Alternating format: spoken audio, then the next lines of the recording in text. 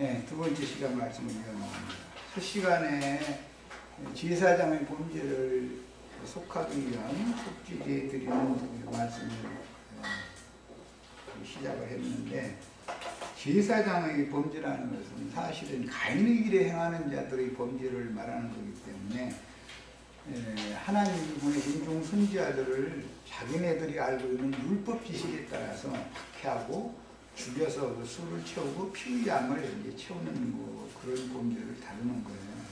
그런데 제사장들이 그 짓을 하면 가르치는 자가 그러면 가르침 받는 자들은 그냥 입에 이단이라 소리 붙었어 아주.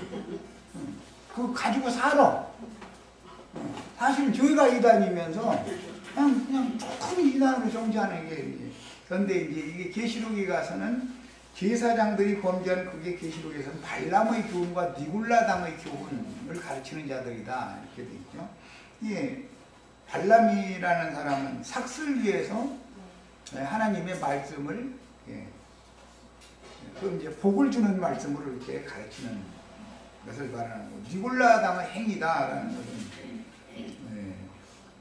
사제 제도와 평신도 제도 뭐 이런 것을 엄격하게 구분해가지고 종교 체계화시켜서 교회를 계급화시키는 그런 제도를 하는 것을 말하는 거예요. 이것은 세상의 천부장, 뭐 백부장, 50부장, 10부장, 패장 이런 것은 세상의 군대 제도인 것이지 하나님의 군대를 그렇게 제도하는 것이 아니죠. 이런 것에 대해서는 너무 좀 오해를 하고 있는 것이죠.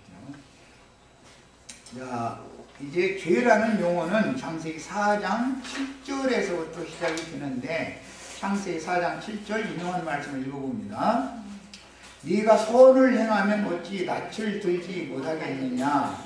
이 말은 범죄하고 나서 하나님 앞에서 고개를 숙였다라는 뜻이니까, 이 말은 양심의 기능은 가인도 있는 것이죠. 아벨만 양심의 기능이 있는 게 아니에요. 모든 사람은 다 양심의 기능이 있죠.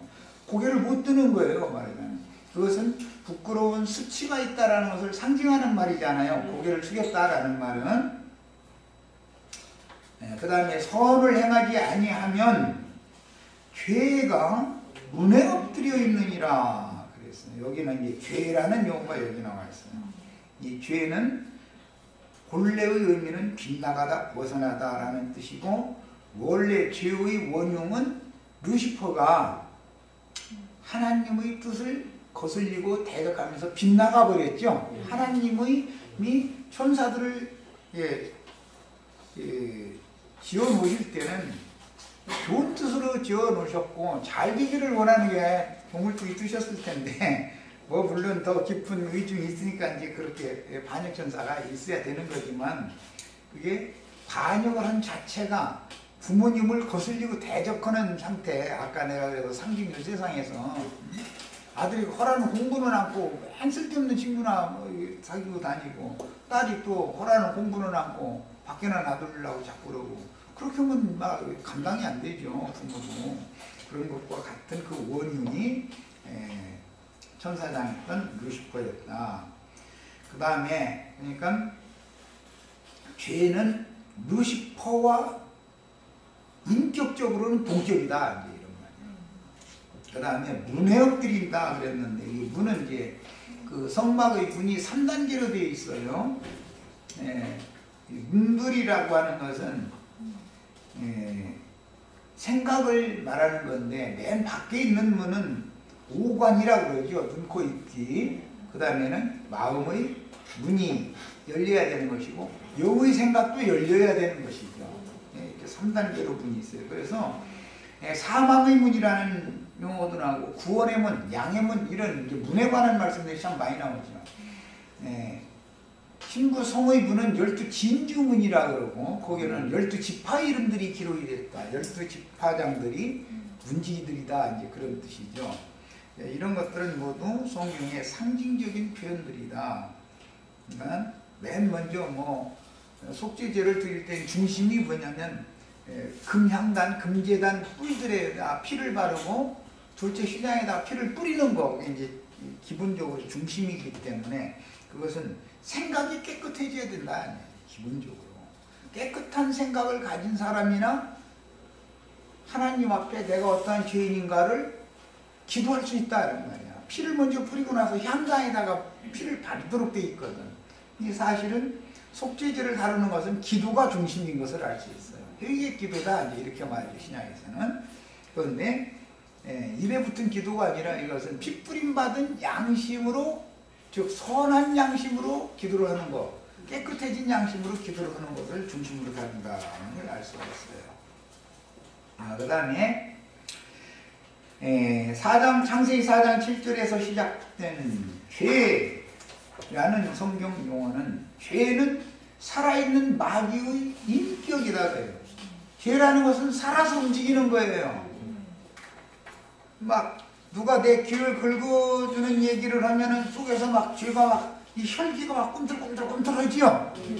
막 피와 살 속에 이 죄가 살아있어. 평상시에는 얘가 가만히 숨어있어. 아주 은밀하게 숨어있다가 사람이 사탄에게 격동을 받으면 막 꿈틀꿈틀꿈틀하고 막 이게 막 올라와. 그래 여기 막 핏대가 솟고 막 이 양이 목줄에 막 핏대가 솟고 이렇게 만들죠.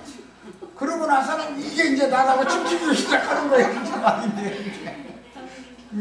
죄는 살아있는 인격이다 이거예요. 죄는 반대로 그리스도도 살아계신 하나님의 인격이죠. 죄는 살아있는 마귀의 인격이고 그리스도는 살아계신 하나님의 인격이다. 이 둘이 실제적으로는 싸우는 거다.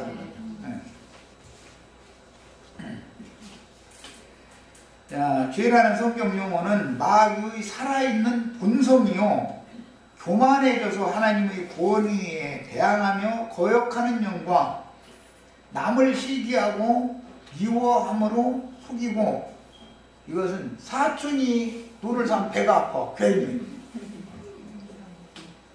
저 먼데 사람이 돈을 사거나 말거나 관심 없는데 가까이 있는 사람이 뭐 부자가 돼 그러면 속이 틀리죠.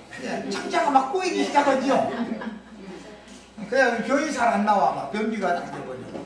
신경을 그래고 껄껄하다가 체기가 생기죠. 왜냐면 막 꼬여가지고 속이. 그런데 뭐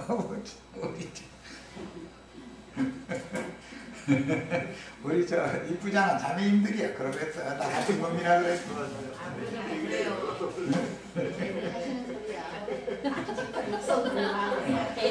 우리 김자매 얼굴이 시원하게 생겨가지고 김자매는 절대 안 그렇다. 안 그렇다.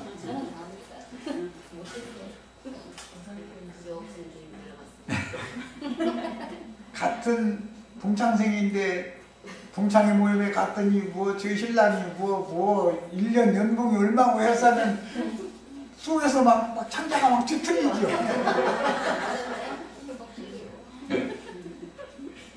그게 누가 그러느냐 이거예요. 마귀가 죄라고 하는 인격으로 나의 피와 살 속에 은밀하게 내 속에 내 육체 속에 거하고 있다 이거예요. 살아있다 이거예요. 그런데 평상시에 내가 잠을 자는지 조용해. 그러다가 하나님이 계절 가서 저 시험 좀 해. 그러면 이게 격동을 시켜. 그럼 또 그런 일이 벌어져 또. 나 이거 정말 사람 죽어가지고. 그런데 그런 일이 벌어져도 요동이 없어야 되는데 요동이 없으면 구원을 못 받아. 구원자가 필요 없으니까. 돌 붙여져 있으면 예수님이 필요해요, 안 해요? 그래서 연약한 존재로 사람을 지어놓으시고 나서 격동시키는 용도로 쓰임받는 사탄이 필요하고, 사탄은 범죄를 하도록 격동을 시켜놓고 나서 범죄하면은 딱딱 치부책에 적어. 치부책이 이제 율법책이요 말이야. 율법 말은 아니야. 또막 적어가지고 아주 분초까지 다 적어버려. 이번에 뭐 송환종 씨 그것보다 훨씬 더 세밀하게 적어버려. 그래가지고 증거를 하나님 앞에 가서 율법 말씀이 이렇게 있다 이거예요. 너 이거 너 말씀 가르침 받고 너 예수 믿는다며 이렇게 하고 송사하면 손 들여야 돼. 이거 딱 말이야. 여기서는 성환 정도 그거는 빠져나가는 사람도 있을 수가 있을 거야. 아마 제일 책임자는 제일 높은 아무개인데 지금. 근데 내가 그냥 뭐 이미 다 빠져나가도록 다 지금 벌써 다 하고 있잖아. 그런데 하나님 앞에서는, 하나님의 재판대에서는 이게 안 통한다는 거예요. 사탄이 얼마나 세밀하게 해서 그냥 날짜, 시간, 초까지 그냥 정확하게 딱 하고, 어떻게 했고, 누구를 만났고, 어떤 상황에서 네가 그렇게 했고, 뭐 이걸 했느냐, 뭐 이거 그냥 다 그냥 아주. 검사들 재판할 때 보면 검사 책상에 소리가 이만큼씩이죠. 사소한 재판 하는데도 얼마나 조사를 많이 했으면 소리가 이만큼 있겠어. 뭐 판사는 머리 아파 죽을 거야 아마. 변호사도 이만큼 내놓지, 검사도 이만큼 내놓지, 판사는 다 읽어야 돼, 양평 거를 다. 그러니 그게 보통 문제겠어. 우리 예수님 머리 아파 아주.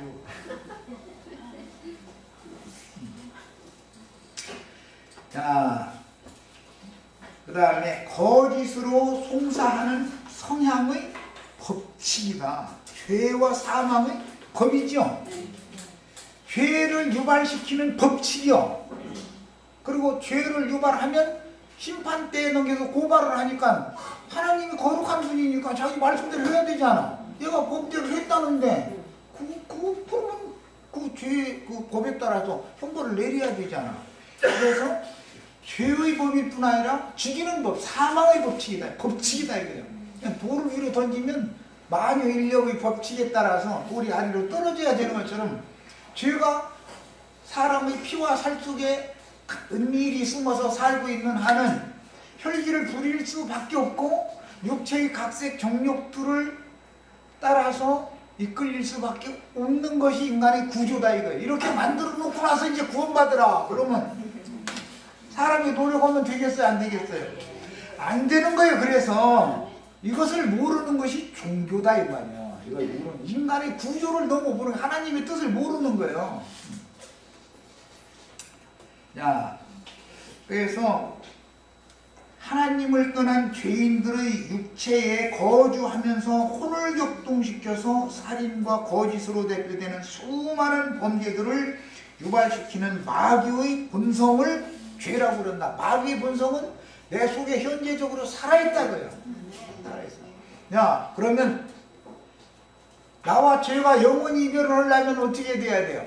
이 육의 장막이 이게 돼야죠. 이게 80에 갈지 90에 갈지 모르지만 어쨌든 이게 끝나야 죄도 나와 인연을 끊어버리지. 아, 이는 뭐 내가 이게 여기 이 목숨이 붙어있는 한은 내가 죄를 끌어안고 살 수밖에 없죠. 늙어가지고 80, 90 된 사람이 무슨 죄가 있겠냐고. 애기 버든 토해. 노욕이라고 그래, 노욕. 고집이 노인네 고집 못 당하는 거예요. 우리 저 형제 자매님들은 시어머니 고집 꺾으려고 절대 지 마. 그냥 그분 그대로 살다 그냥 가시게요. 편하게 해드려, 편하게. 그걸 통해서 4번이나 받고 그분을 바꾸려고 그랬다가 부딪혀서 안 돼. 그분을 어른인데 이길 수는 없고 애당초 싸우면 계란으로 발치기인데 부딪혀봐봤자 나만 답답하지. 노인네는 절대 안 바꿔. 바꿔주려면 나나 바꿔야지. 그래서 노인네하고 싸우면 어리석은 사람이고. 사람이 영원 전부터, 창세 전부터 죄가 있었죠. 율법이 있기 전에도 죄는 있었죠. 아담 세계 이전에도 죄는 있었어요. 반역이라는 건 있었어요. 그런데 그렇게 오래돼가지고 이게 늙어가지고 뱀이 용이 돼가지고 뿔도 막 10개씩이나 난 이래가지고 능그랭이 삼능능그랭이 시어머니는 벌써 며느리가 뭔 얘기하면은 눈치로 그냥 머리 꼭대기에 다 앉아있어. 못 당해. 그러니까 그냥 지라고. 근데 잘 안 져져. 그러면은 그게 내 구원을 위해서 우리 어머님이 저러시는구나 이래야지. 도저히 못 참겠어요. 못 참는 건 내가 더 못 참겠다 이러면 어떻게 그 한마디로 다 끝나. 며느리가 2번 대신 말하겠어? 어떻게 할 거야? 모든 하나님이 질서를 다 이렇게 정해놨는데 왜 그 어머니를 통해서 내가 세상에 태어나도록 만들었겠고 왜 그 어머니가 낳은 아들한테 나를 시집 보냈겠어? 하나님이 나보다 미련해? 이자매도 그 시어머니 이기려고 하지 마. 그 양반을 한번 뵀는데 뭐 세상 말로 보통은 너무 싫어만 울당하니까 그런 줄 알고 어머니 어머니 편하신 대로 하세요 이래야 되는 거야. 그걸 배우시라고. 하나님 말씀 가르침 받는 건 인생을 경영하는 도를 가르침 받는 지혜를 배우는 거잖아. 사실은 실제적인 적용이니까 믿음의 적용. 반면에 이제 그리스도는 하나님의 신성한 성품이요 그리스도도 사람의 혈과 육에 거하는 게 아니라 이제 영과 마음에 거하셔야 돼. 거처가 달라. 죄는 혈과 육에 거하지만 그리스도는 영과 마음에 신령과 마음에 내재해서 사랑이시다 돼. 그리스도 누려지니 하나님의 성품과 인격으로. 그러다 보니까 겉사람과 속사람이 안 다툴 수가 없죠. 시어머니와 며느리 그래서 다투게 돼 있는 거예요. 이거는. 그런데 시어머니가 가기 전에는 편을 나면은 다 부딪힐 필요가 없어. 부딪혀 주실 분한테 맡겨야 돼. 내가 나서서 싸우려고 하면은 서로가 힘들어서 안 돼. 그냥 심판을 주님께 맡겨야지. 모든 결과는 주님이 다 판결할 거니까. 그게 이제 믿음 적용이죠. 그 다음에 예수의 피로 구속하신 영에 거주하시는 그리스도와 자연인의 자아, 내 속에 산다 그러지만 사실은 육신에 있는 사람 속에 사는 것이지 영에 있는 사람 속에 죄가 거하는 게 아니죠. 영에 있는 사람 속에는 그리스도가 거하시고 육신에 있는 사람 속에는 죄가 거하고 있는 거예요. 그러니까 겉사람과 속사람이라고 그러는데 겉사람과 속사람은 부딪히게 돼 있죠. 그런데 내가 부딪히면 이겨요, 못 이겨요? 며느리 시어머니 못 이기게 돼 있어. 하여튼 늙은이는 힘은 없지만 속으로는 빠들어매. 내 머리 위에 있어. 그리고 또 어떤 때 말씀하시는 소리 들어보면 나보다 훨씬 더 지혜가 있고 아는 내가 미처 당하지 않은 거 이런 걸 하도 많이 보셔가지고 나보다 한 수가 꼭 높아. 비슷비슷한 것 같으면 들리는데 나보다 한 수가 높다는 걸 인정해야 된다고. 한 수가 꼭 높아. 하나님의 그 구원이와 질서를 그렇게 주셔가지고 우주를 경영하시는 법칙이요 그게. 그 다음에 예수의 피로 구속하신 영에 거주하시는 그리스도와 자연인의 자아에 살면서 범죄를 유도하고 범죄하면 율법에 걸어서 송사하는 마귀 사이에 끼어 탄식하면서 율법 말씀은 검사가 낱낱이 나의 죄는 성경 몇 장 몇 절에 이런 범죄하면 이렇게 죽는다 이렇게 죽는다 다 있죠. 그러니까 검사가 어떤 사람을 사실조사해서 기록을 하려면 법문에 근거해서 기록을 해놓는 것이지 세상의 말로는 육하원칙대로 얘기하는 것이지 중구난방으로 이렇게 검사가 재판 문서를 작성을 해가지고 송사를 해버리면 변호사한테 매번 치라고 그렇게는 않죠. 검사 되려면 굉장히 똑똑해야 돼. 그 다음에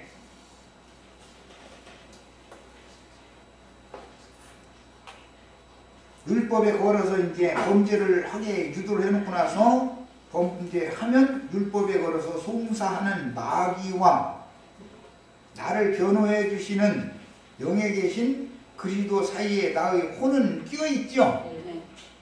육과 영 사이에는 혼이 있죠. 나라고 하는 존재는 이 편에 영향받을 수도 있고 저 편에 영향받을 수도 있으니까 이게 문제가 되는 거죠 지금. 그래서 탄식하면서 은혜만을 간구하게 하시는 이유는 그리스도의 중보가 없으면 그 누구라도 하나님의 영광에 이룰 수 없다는 것을 깨닫고 순종을 배우며, 시어머니하고 싸우지 말라고 하는 건 그냥 참으란 말이 아니라 순종을 배우라 그 말이에요.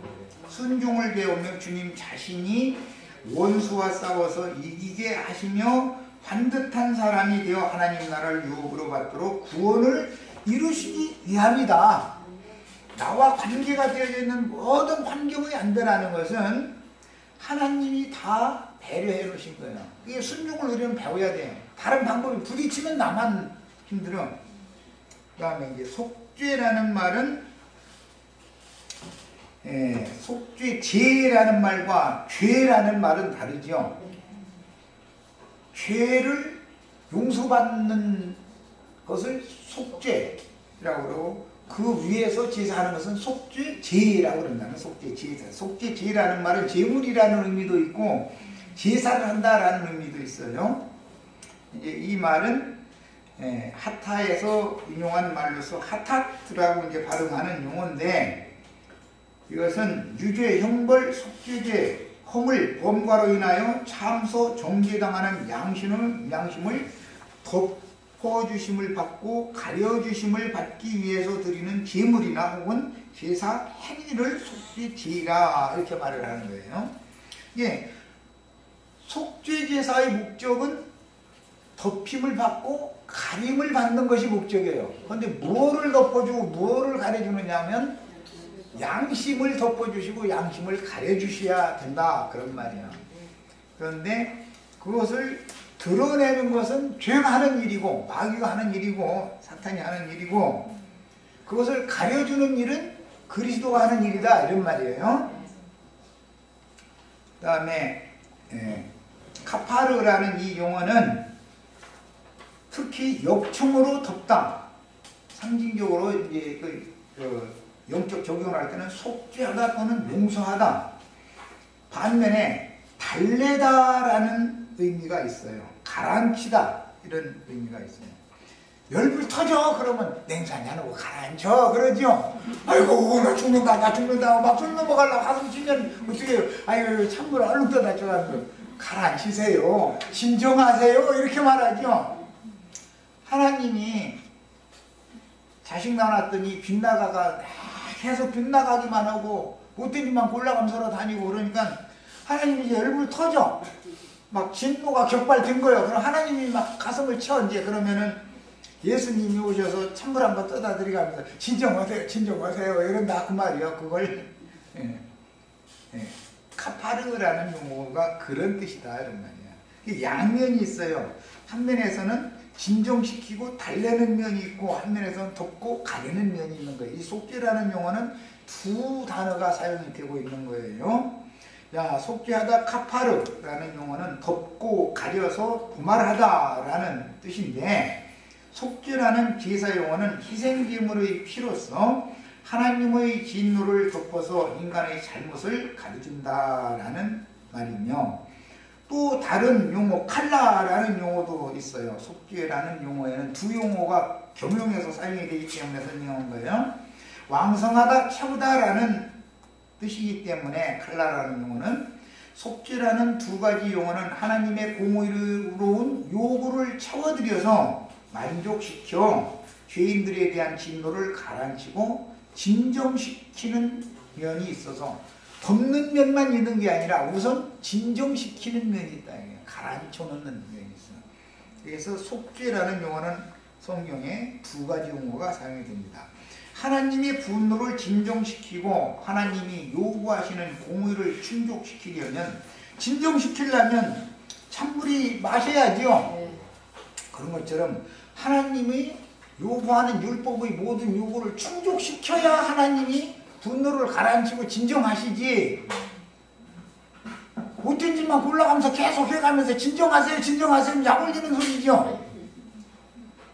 아니 속에서는 끓어오르는데 참어 하면은 그게 지금 폭발하게 만드는 소리잖아.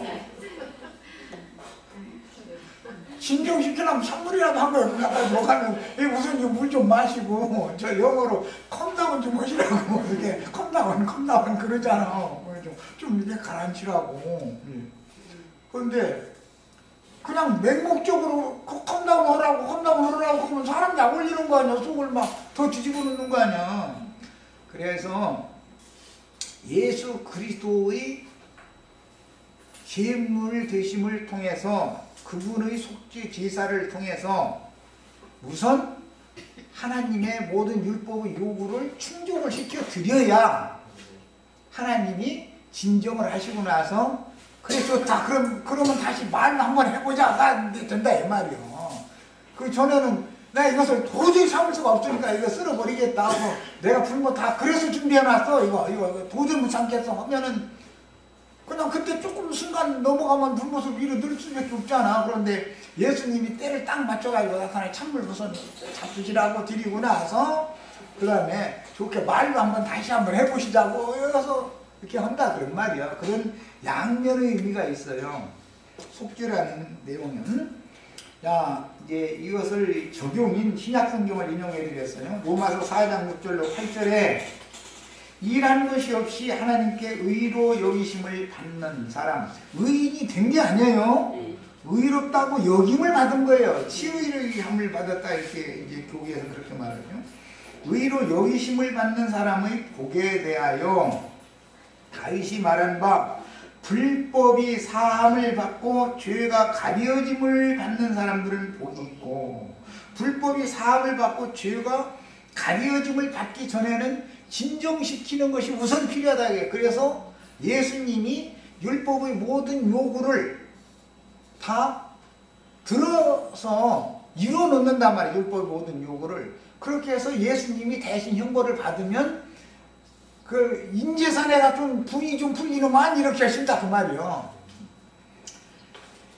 그런 근거가 있어야 율법의 모든 요구를 이루어놓는 그리스도의 구속이라고 하는 근거가 있어야 불법의 사함을 받고 죄가 가려짐을 받을 수가 있는 것이다. 그 다음에 시편 32편에서 시편 85편 2절에서 인용하는 말씀이에요. 그 다음에 히브리서 9장 8절 9절 인용한 말씀도 읽어봅니다. 이로써 성령께서 표적으로 보여주신 것은 첫째 성막이 서 있는 동안에는 첫째 성막이라는 것은 육체로 오신 예수가 살아있다 그 말이에요. 첫 장막이 무너져야지 첫 장막이 계속 서 있으면은 지성소에 들어가는 길이 나타날 수가 없다. 아직 나타나지 않은 것이다. 예수님이 오셔서 죽는 것은 하나님의 진노를 진정시키는 율법의 모든 요구를 이루기 위한 것이다. 하나님의 요구를 충족시키기 위한 것이다. 그 말이에요. 이해하셨죠? 이 성막은 현재 곧 이때까지의 모형이라. 그러니까 오늘 우리가 나누는 속죄소에 들어가서 휘장에 피를 뿌리고 금제단의 네 뿔에 피를 바르는 것은 아직 첫 장막이 서 있을 동안의 제사를 상징하는 것이고 1년 1차에 휘장 너머로 들어가서 속죄소 위에와 속죄소 앞에 피를 뿌리는 제사를 하는 것은 예수님이 육체로 오셔서 육체로는 죽임을 당하신 것에 근거하는 말이다 이거예요. 육체가 예수의 저의 육체가 찢어졌다. 죽임을 당했다. 그러면 하늘문이 이제 열린 상태다 이런 말이에요. 그러니까 첫 장막이 무너지기 전에는 하나님이 진정을 할 수가 없는 거죠. 즉 유대인들의 율법 제사가 끝나지 않는 한은 하나님의 진노가 끝나지 않았다 그 말이죠. 이런 의미를 잘 이해하셔야 되겠어요. 신약의 어떤 용어들은 굉장히 어렵습니다. 첫 장막이 서 있을 동안에 라는 뜻은 인자 예수께서 죽임을 당하기 전에는, 그래서 육체로 예수님이 오셔서 죽어야만 둘째 휘장이 열리게 되는 것이다. 이런 말이에요. 그 안에서 예물과 희생을 드렸어도 그런 것들이 양심에 관한 한 속죄제를 다룰 때는 뭘 다룬다? 양심을 다뤄요. 구약시대에 성소와 지성소 사이를 가로막고 있던 휘장에 피를 뿌리고 금제단의 뿔에 피를 바르거나 지성소에 들어가서 피를 뿌리는 제사를 하는 목적은 실제로는 사람의 내면 가장 깊은 곳에 있는 양심을 완전하게 만드는 데 목적이 있었던 것이고, 구약시대에 제사하는 것은 다만 표상이다 하는 말이야. 모형이다. 그러니까 예수의 피뿌림을 통해서 우리가 구속받았다라는 것은 내 양심의 피뿌림을 받았다 그 말이죠. 내 양심의 피뿌림을 받기 위해서는 영의 문인, 영의 생각의 피뿌림을 먼저 받아야 된다 그 말이에요. 그 피뿌림을 받은 영으로 청결한 양심으로, 깨끗한 양심으로 회개 기도를 먼저 해야만 둘째 휘장 너머로 들어갈 수가 있게 되는 것이다. 지금 그 말이에요. 충분히 이해하셨죠? 제사법에 대해서. 이스라엘의 하나님은 공의의 하나님이시며 또한 자비로우신 하나님이시니 정직한 영으로 자신의 죄악됨을 깨닫고, 자신의 죄악됨을 깨달으려면 뭐가 필요해죠? 사탄이 나를 미혹해서 넘어뜨려 놓고 거룩한 하나님의 계명 말씀, 율법 말씀에 걸어서 송사를 해서 나를 벌거 벗겨놔야죠. 벌거 벗기기만 해서도 안 돼요. 벌거 벗기면 손으로 갖다 자꾸 이게 하체를 가릴라 해서 하니까 손바닥으로 얼굴을 갖다가 침을 뱉고 주먹으로 쳐야 돼. 그걸 다 벗겨놓고 나서 얼굴에다 침을 뱉어. 그러고 주먹으로 후려 갈겨버려. 이쪽을 때려서 이쪽으로 돌아가면 이쪽을 또 때려서 이쪽으로 돌아가면 이것을 막 여러 번 7번을 하나 해서 7번을 후려 쳐버려. 그러면 정신이 있어요 없어요? 네. 그렇게 하다가 위에서 맑은 신을 부어주시면 그때서 맑은 생각이 오면 그때서 내가 넘어진 것도 하나님이 나의 구원을 위해서고, 넘어뜨리는 자를 보내고 나서 걔가 내가 넘어지니까 즉시 거룩한 말씀에 걸어서 하나님의 법에 걸어서 나를 송사해가지고 견딜 수 없게 만들어 놓은 것도 내 양심을 그렇게 격동시키는 이 모든 일들이 은혜이신 주님이 오셔서 나를 용서해 주시기 위해서 선결 조건으로 그렇게 했고, 사실은 회개시키려고 그런 거다. 회개시키려고. 회개해서 내가 잘못하였다 하면은 그때 용서가 오는 거예요. 그걸 이제 구속이다 그래요. 사면이라고 그래요. 그러니까 죄를 저질러 본 사람이어야 되는 거예요. 죄를 한 번도 저질러 보지 않은 사람이 구속받을 수 있다는 거예요. 그러면 또 이제 그러면 죄지어야 되냐고. 죄를 저지르지 않은 사람은 회개를 필요로 하지를 않지요. 지가 신인데 무슨 회개가 필요해. 속죄제사는 양심상의 회개를 말하는 거단 말이에요. 청결한 양심으로, 선한 양심으로 하나님을 향하여 찾아가는 상태를 말하는 거예요. 하나님을 향하여 찾아간다는 것은 금제단 뿔에 피를 바르고 그 제단에 향을 살아서 향이 하나님 앞에 올라가는 거예요. 상징이다 그런 말이에요. 제사법에서는. 그리고 나서 이제 사면을 받으면 어떻게 하느냐.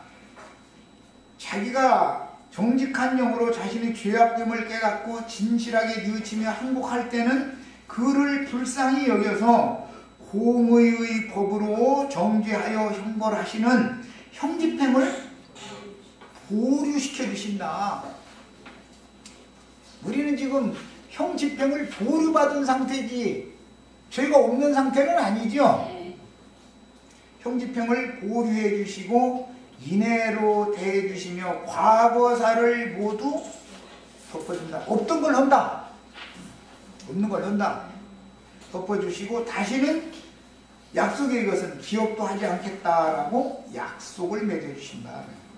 문제는 하나님과 이 약속을 맺은 이후에 약속을 범하면 맹세의 약속을 범하면 그 두 부족 사이에 맹약을 해놓고 나서 한 부족이 맹세를 범하면 어마어마한 심판을 해버리는 것이란 말이에요. 그런 것을 일러서 세상에서는 가중처벌법이다.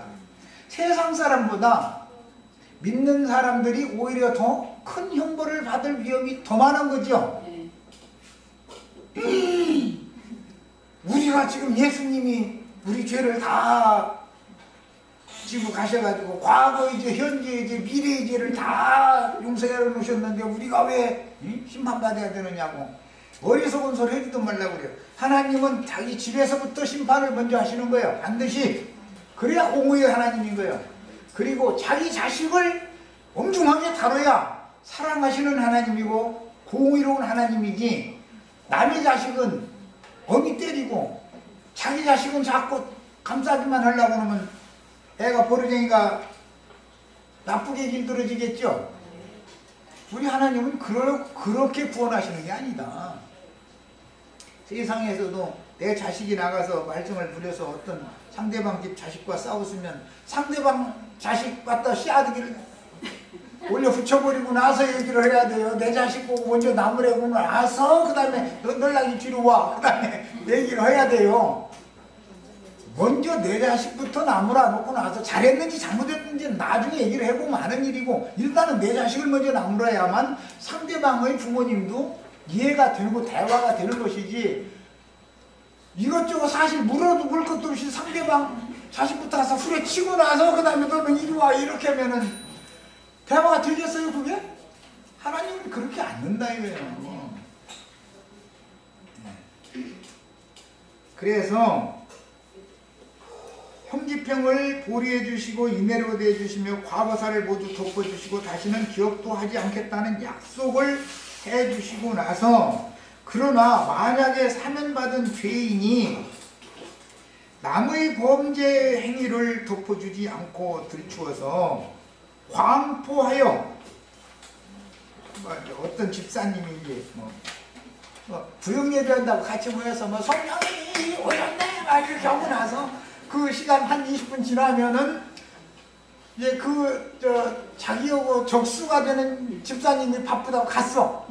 그러면 부역장님하고 이 집사님하고 뭔 얘기 하냐면 그 자매님이 이제 막 큰 비밀을 안다 이거야. 나는 그 자매님이 이랬다 저랬다 막 이제, 그럼 부역장님 귀가 자꾸 열려.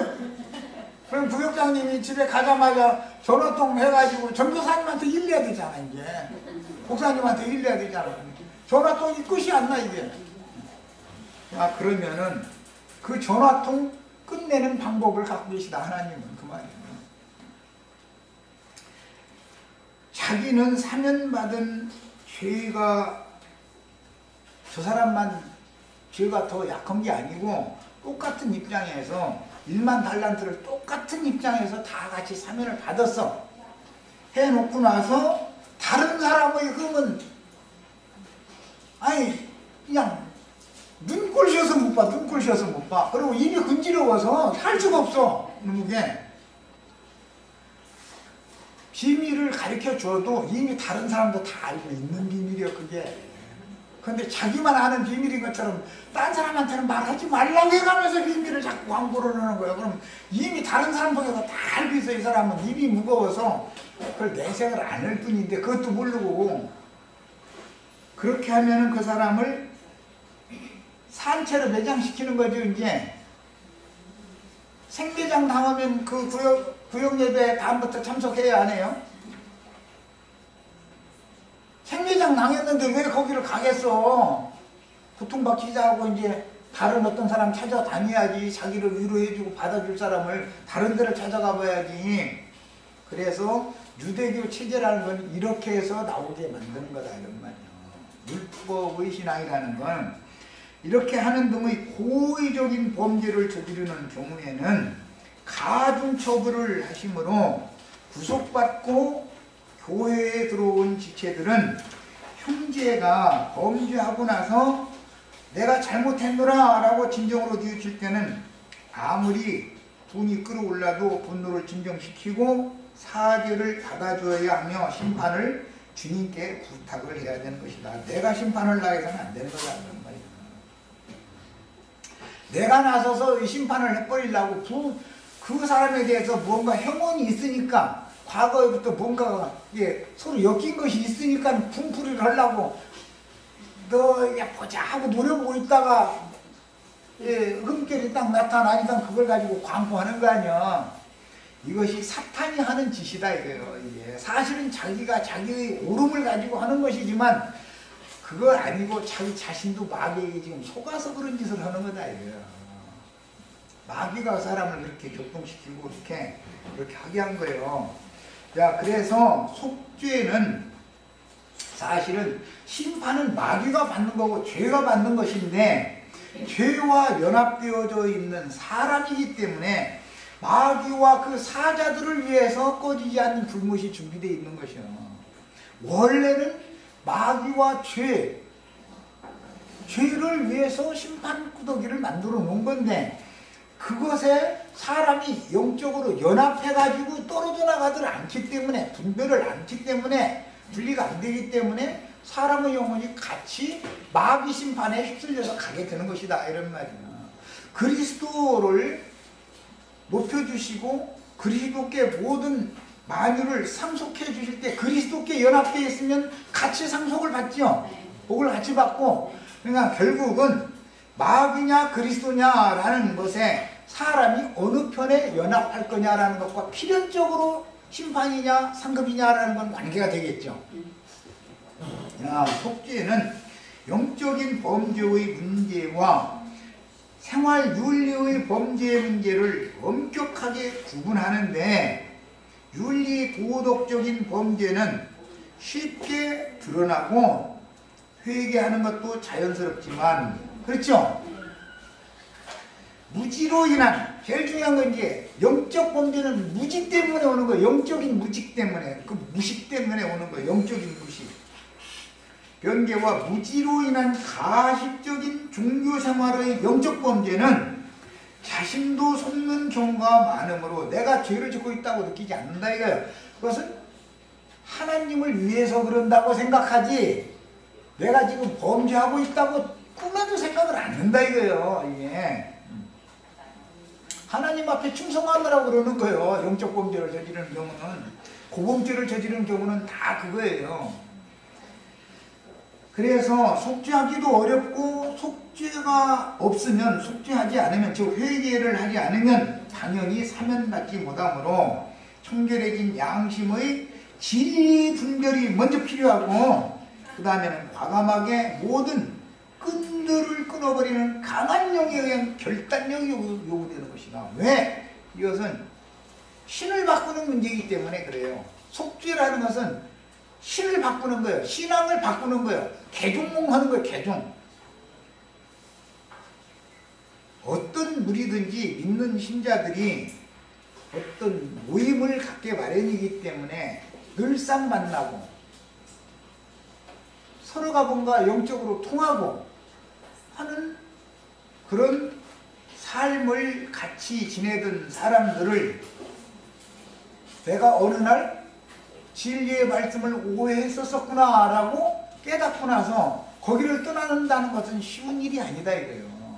그 무리를 떠난다는 것은 세상에서도 개를 못 끊는 것은 한 달에 한 번이나 두 달에 한 번이나 예를 들어서 개를 한다고 하면 개원들이 모이면 먹고 마시고 그게 재미 들려가지고 빚을 얻어서라도 개돈을 갖다 대가면서 그 무리 가운데도 못 나와. 왜? 인과관계로 엮여버린다 이거예요.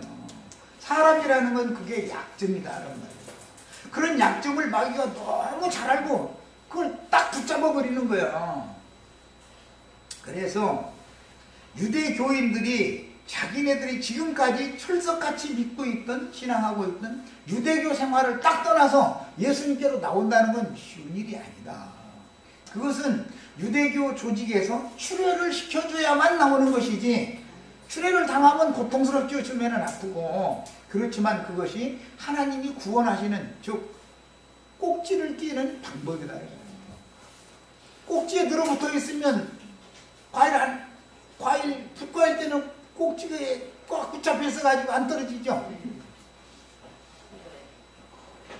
그래서 꼭지가 떨어질 만큼 흐물흐물하게 익으면 벌레가 딱 그 꼭지 부분을 파먹게 돼 있어.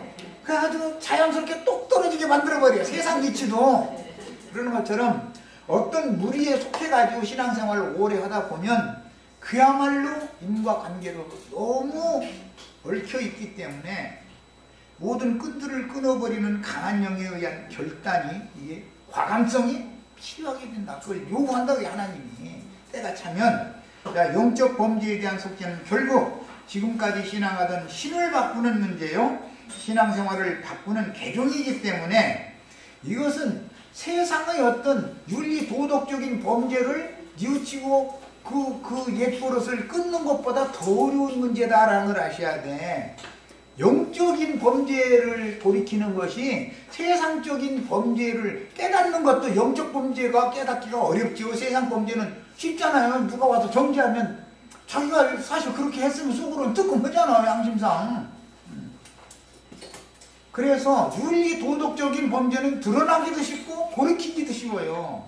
그러나 영적인 범죄는 잘 드러나지도 않고 돌이키기가 어려워. 돌이켰다 할지라도 또 문제가 있어. 인과관계를 끊어내기가 어렵다 이거예요. 지금까지 계속 거기에서 몸담아서 이렇게 같이 신앙생활을 했는데 그게 쉬운 문제가 아니죠. 그래서 신앙생활을 바꾸는, 신을 바꾸는 문제요, 개종의 문제이기 때문에 육신의 약한 언행들을 바꾸는 문제보다 훨씬 어려운 것인데, 속죄죄는 근본적인 범죄인 영적인 범죄들을 다루며, 속건죄는 신앙인들의 윤리적인 범죄들로 인하여 나타난 인간적인 허물들 혹은 흠결들을 다루기 때문에, 속건죄는 돌이키기가 쉽지만 속죄죄라는 것은 단 한 번 있는 일이지만 속건죄는 계속 있어야 되는 일이고, 이 속죄죄를 하는 것이 쉬운 게 아니다.